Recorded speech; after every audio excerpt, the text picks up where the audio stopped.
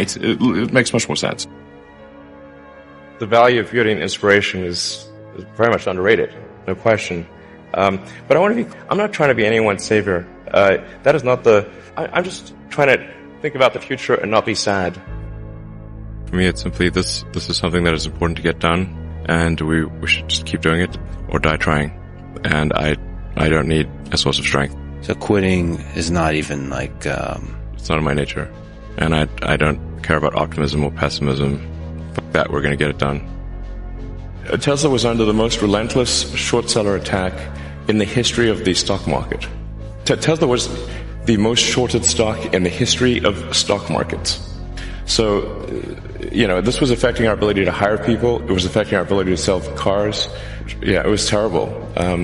They wanted Tesla to die so bad they could taste it. Well, most of them have paid the price. Yes. Where are they now? Just work like hell. I mean, you just have to put in, 80 to 100-hour weeks every week. All those things improve the odds of success. So when people tell me well, what can you do to encourage entrepreneurs to start companies? I'm like, if you need encouragement, don't start a company.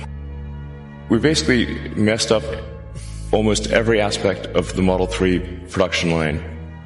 From cells to packs to motors, body line, the paint shop, final assembly, everything. Everything was messed up. I lived in the Fremont and Nevada factories for 3 years, fixing that production line, running around like a maniac through every part of that factory, living with the team. Yeah. I slept on the floor so that the team who was going through a hard time could see me on the floor. That they knew that I was not in some ivory tower. Whatever pain they experienced, I had it more. I mean, there wasn't any other way to make it work. The 3 years of hell, 2017, 18, and 19, were 3 years, the longest period of excruciating pain in my life. There wasn't any other way. And we barely made it, and we were on the ragged edge of bankruptcy the entire time. Do you feel that this challenge of figuring out the new way of manufacturing, you actually have an edge now, that it's different, that you've figured out how to do this? At this point, I think I know more about manufacturing than anyone currently alive on Earth. Yeah. I can tell you how every damn part in that car is made. But I'm not afraid of dying. I think it will come as a relief.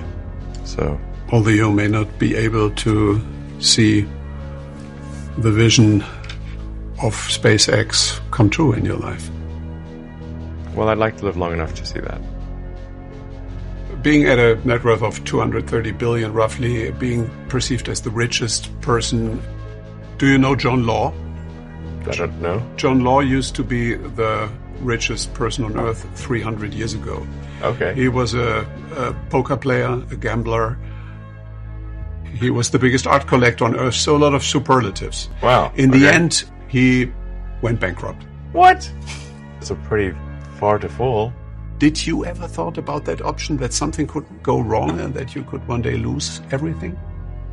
I mean, there's been many times where I expected to lose everything. Not, I mean, who starts a car company and a rocket company expecting them to succeed? Certainly not me. I thought they both had less than a 10% chance of success. If I go bankrupt, fine, whatever. I don't care. So many people so many young people actually, from across the globe. If you have an advice to them, young people globally want to be like Elon Musk, what's your advice to them? I think that probably they shouldn't want to be. You? I think it sounds better than it is. Okay. Yeah, it's not as much fun being me as you'd think. It could be worse for sure. Yeah, I mean, it's really hard starting a company. I mean, you have to basically be prepared to work constantly, from when you wake up to when you go to sleep. You have to be willing to deal with a lot of difficult problems and thorny problems. You have to be willing to deal with an enormous amount of stress. And you just got to push yourself super, super hard. I wouldn't recommend it for most people. No. Try to be useful. Do things that are useful to your fellow human beings, to the world. It's very hard to be useful. Very hard. Are you contributing more than you consume? Try to have a positive net contribution to society. I think that's the thing to aim for. Not to try to be sort of a leader for the sake of being a leader or whatever. A lot of times the people you want as leaders are the people who don't want to be leaders. So if you can live a useful life, that is a good life. A life worth having lived. I would encourage people to use the mental tools of physics and apply them broadly in life. SpaceX, Tesla, Neuralink, and Boring Company are philanthropy. If you say philanthropy is love of humanity, they are philanthropy. Tesla is accelerating sustainable energy. This is a love of philanthropy. Right. SpaceX is trying to ensure the long-term survival of humanity with multi-planet species. This is love of humanity. Neuralink is to help solve brain injuries and existential risk with AI. Love of humanity. Boring Company is trying to solve traffic, which is hell for most people, and that also is love of humanity. I would encourage people to read a lot of books. Just read. Basically, try to ingest as much information as you can, and try to also just develop a good general knowledge. So you at least have like a rough lay of the land of the knowledge landscape.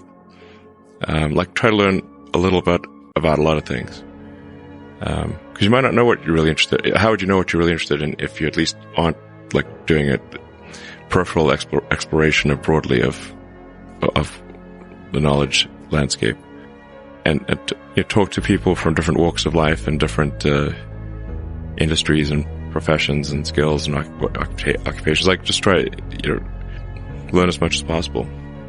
Man's search for meaning. Isn't the whole thing a search for meaning?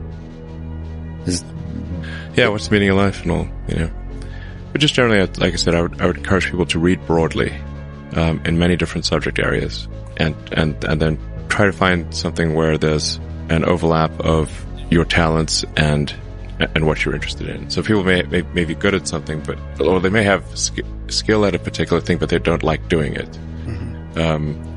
So you want to try to find a thing where that's a good combination of the things that you're inherently good at, but you also like doing. When you had that third failure in a row, did you think, I need to pack this in? Never. Why not? I don't ever give up. I mean, I'd have to be dead or completely incapacitated. Essentially, the longer you do anything, the more mistakes that you will make cumulatively, which if you sum up those mistakes will sound like I'm the worst predictor ever. But for example, for Tesla vehicle growth, I said I think we'll do 50%, and we've done 80%. Yes. But they don't mention that one. I'm not sure what my exact track record is on predictions. They're more optimistic than pessimistic, but they're not all optimistic. Some of them are exceeded, probably more are later, but they do come true. It's very rare that they do not come true. I mean, I don't aim to disrupt for the sake of disrupting, It's more like there's thinking about what set of actions are most likely to lead to a better future. And so, in order one of the things, obviously, in order for humanity to have a compelling future for civilization, is that we must have a clear path to a sustainable energy future. That's one of the things that I think everyone would agree with. I'm not someone who would tend to sort of demonize oil and gas, to be clear. This is necessary right now, or civilization could not function. So I do think we actually need, and actually at this time, I think we actually need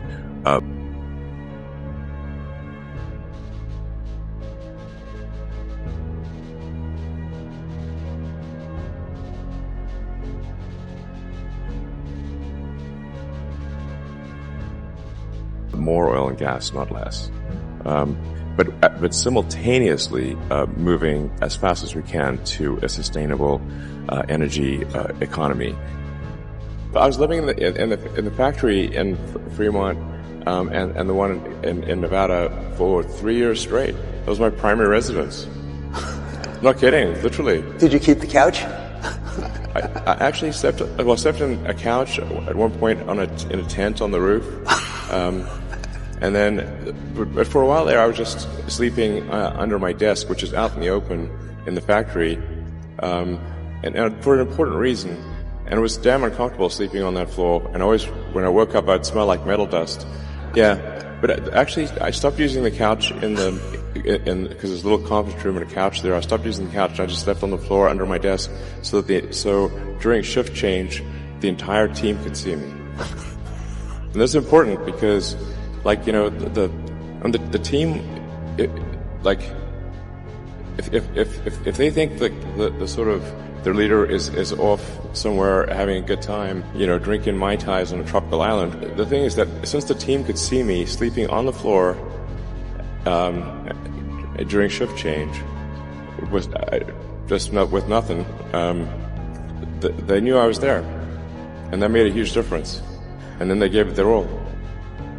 What kind of characteristics does an entrepreneur need or have to be someone like you? Well, I think certainly you need to be very driven and have a high pain threshold. Elon, you are reported by Forbes and everyone else as now, you know, the world's richest person. That's not a sovereign.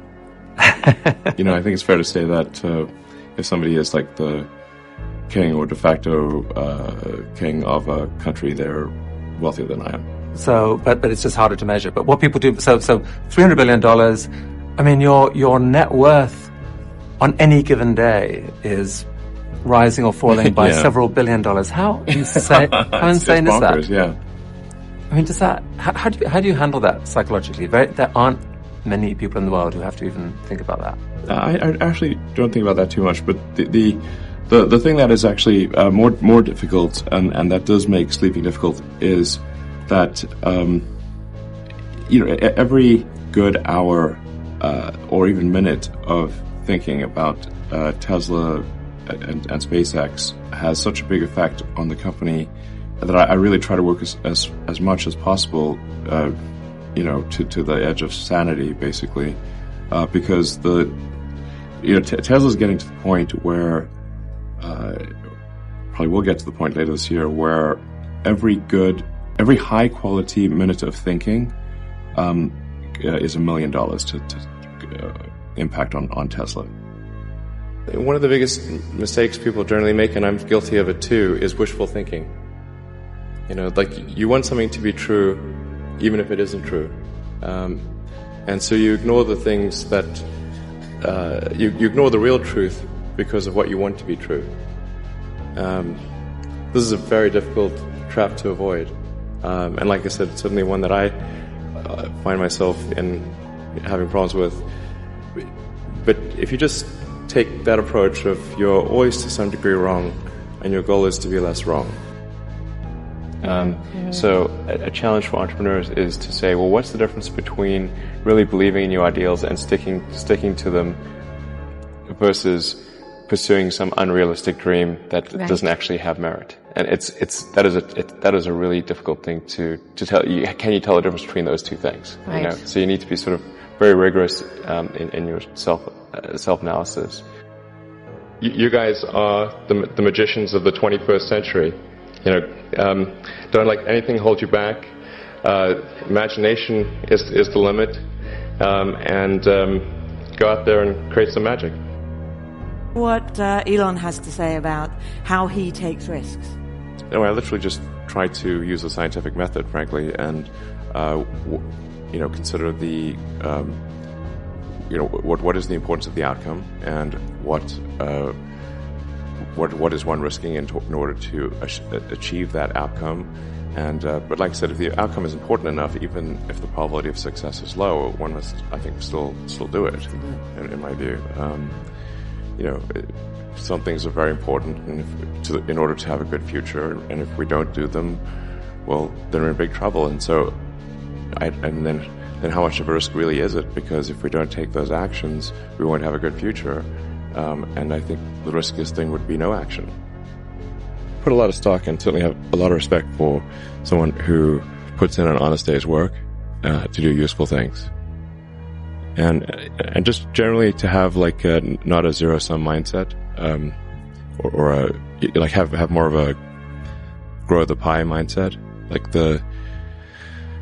if you sort of say, like, when I see people, like, perhaps including some very smart people, kind of taking an attitude of like doing things that seem like morally questionable, it's often because they have at a base sort of axiomatic level a zero-sum mindset, and they, without realizing it, they don't realize they have a zero-sum mindset, or at least they don't realize it consciously. And so if you have a zero-sum mindset, then the only way to get ahead is by taking things from others. If it's like, if the pie is fixed, then the only way to have more pie is to take someone else's pie. But this is false. Like, obviously the pie has grown dramatically over time, the economic pie. So in reality, you can have to overuse this analogy, you can have there's a lot of pie. Yeah. Pie is not fixed. Yes. So you really want to make sure you're not operating, without realizing it, from a zero-sum mindset, where the only way to get ahead is to take things from others. Then that's going to result in you trying to take things from others, which is not good. It's much better to work on adding to the economic pie. So when I interview somebody, my interview question is always the same. I said, tell me the story of your life, and the decisions that you made along the way and why you made them. And also tell me about some of the most difficult problems you worked on and how you solved them. And that question, I think, is very important, because the people that really solved the problem, they know exactly how they solved it. They know the little details. And the people that pretended to solve the problem, they can maybe go one level and then they get stuck. Are you happy at the moment? I think there's degrees of love, but certainly for one to be fully happy, I think you have to be happy in work and happy in love. I suppose I'm medium happy. There are degrees of happiness. Can love for projects, for work, compensate love among people? I think